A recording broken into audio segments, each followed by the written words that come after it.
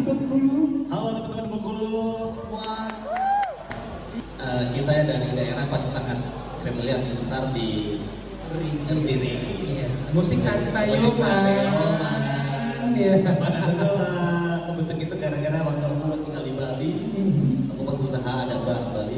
Jadi sampai jam aku harus sampai pagi, tapi ada di mana waktu-waktu yang sampai jam 3 aja. Oke. Jadi aku yang main, jadi musik-musiknya dari musik. Sudah diskos dulu. Langsung Abang yang main. Oke. Jadi kayak udah lama-lama jadi terbranding Bahwa Binar ini reggae. Iya, main musik reggae tapi bukan band gitu. Oke, iya. Dia lebih ke DJ reggae ya. Nah, dan untuk setelah itu Bang, setelah Abang mencetuskan ide, Binar jalan jadi Namoi Budaya. Namoi Budaya ini, cara Abang mengeksistensikan Namoi Budaya ini seperti apa? Salah satu cara itu dalam kolaborasi. Itu kolaborasi dari Namoi Budaya as a brand, gitu kan juga Namoi Budaya as a musician, Namoi Budaya as entrepreneur. Jadi semua lain itu kita kolaborasikan. Lini-lini yang ada tuh ya. Iya. Dari musik kita kolaborasi dengan Soulja dan Chris dan lain-lain Sama teman-teman Paul ya gitu. Dan untuk Namoi dengan wujud sebagai brand kita kolaborasi bersama brand sepatu Kompas, Spinpop, speaker dari Solo gitu. Nah, karena ada beberapa UGC-nya Namoi itu merah kuning hijau, jadi setiap ada rilisan merah kuning hijau yang membawa kultur Jamaika itu alhamdulillah udah langsung tapping buat apa ya?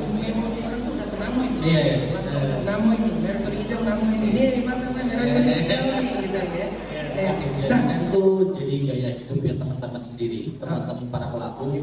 Jadi kan gaya hidup kita dan itu dilihat sama teman-teman junior-junior yang lain.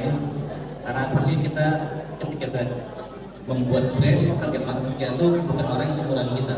Oke, pasarnya sudah kita target marketnya kan sudah kayak yang bagian dari kita dan di bawahnya lagi.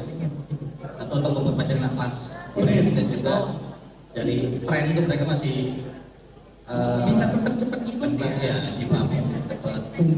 Dan untuk satu teman-teman pelaku kayak aku juga di sini sebagai regional kurator Go Ahead Music di Samsung, dan aku tuh banyak dengar juga submission dari Bengkulu, akhirnya metal, punk, pop, dan mungkin Sumatera Selatan memang ikutnya musiknya ke sini. habitatnya seperti itu. Habitatnya ya. Dan sangat baik juga sebenarnya, karena banyak label-label di luar, label-label kayak di Jepang, Korea, Inggris, atau Amerika sangat terima banget sama musik-musik. Welcome banget ya Bang. Iya. Bahkan banyak band yang terkenal di luar itu kita nggak tahu di sini gitu. Dan pernah ketemu juga lagi tuh itu band dia dari Band metal Indonesia tapi dari Jawa. Padahal dia tuh di Osaka. Oh iya, dan main Jepang udah Iya. ya. Lucu-lucu gitu. Banyak tuh band-band ini tidak ada pagar sih sebenarnya untuk Saat ini udah nggak ada ya. Udah nggak ada.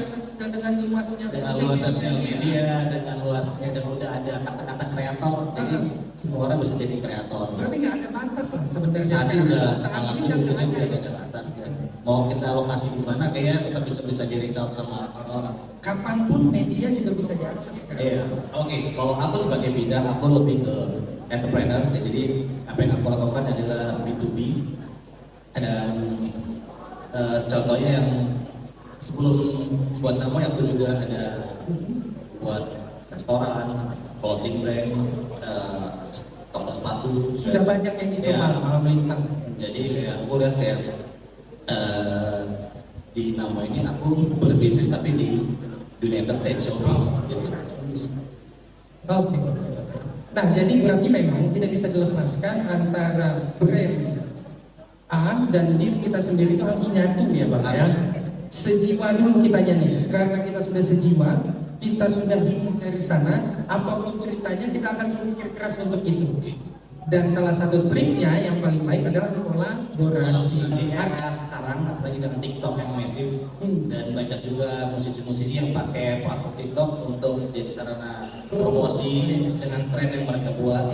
Mungkin itu kayak dari teman-teman pelaku musik mungkin bisa nge-cut hooknya musik kalian itu cocoknya di buat tren seperti apa. Misalnya cinta-cintaan mungkin pakai tangan love atau mungkin gitu ya gitu kan trennya dibuat video dan melibatkan para kreator lokal juga, anak-anak ada muda.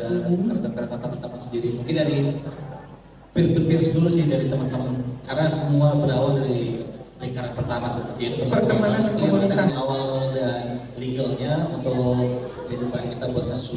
Tapi di Republik kita tercinta ini untuk ngesu bisa dibilang akan buang waktu dan buang uang. Dan juga apa yang didapat dari stream juga tidak terlalu besar. Jadi manfaatkan aja itu sebagai tools promo yang tidak kalian buat, tapi itu terus berjalan gitu loh. Jadi yang tetap jalan. Terserah lah siapapun yang upload.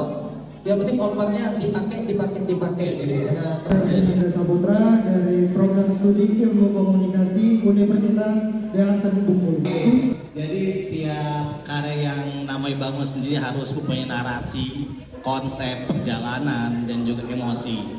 Dan juga melibatkan kalian jadi bagian dari universe dan ngebuat satu jokes yang bisa connect ke kalian semua, jadi kita jadi merasa lebih dekat gitu.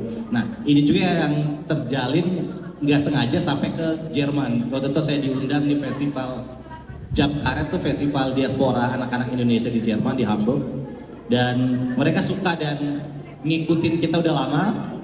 Dan salah satu penggeraknya tuh ada orang Madura, yang dimana saya pernah main di Madura. Waktu itu dia nonton, jadi kita tukeran kontak di situ, dan saya nggak tahu kalau dia tinggal di sana. Dan mungkin dari situ alhamdulillah juga namanya sebelumnya tur Jepang, tur Korea juga dari networking, dari sosial media.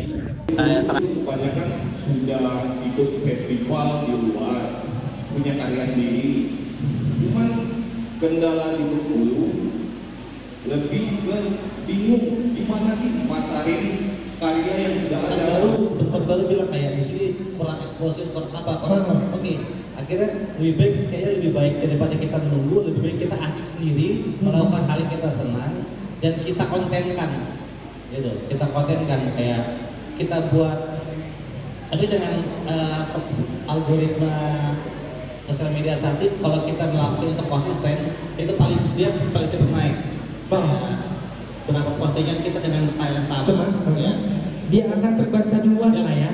Terbaca duluan. Dia akan cepat MYP lah rasanya. Dan ketika udah hook FYP, baru tuh akan convert jadi ke streaming, Spotify, apa kayak mungkin contohnya band teman saya nggak nyangka juga band dari besar, ada band Batas Senja.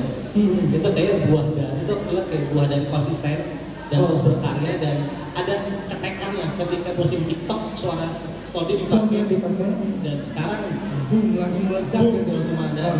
Itu sih aku pikir kayak seandainya dia nggak terus bertahan, kayaknya nggak akan sampai sekarang. Ya, dan salah satu keuntungan yang sudah bertahan itu ketika dia cetekannya kena, dia udah siap. Teman-teman semuanya, Bang Binar juga kita cukupkan sampai di sini dulu obrolan asik kita.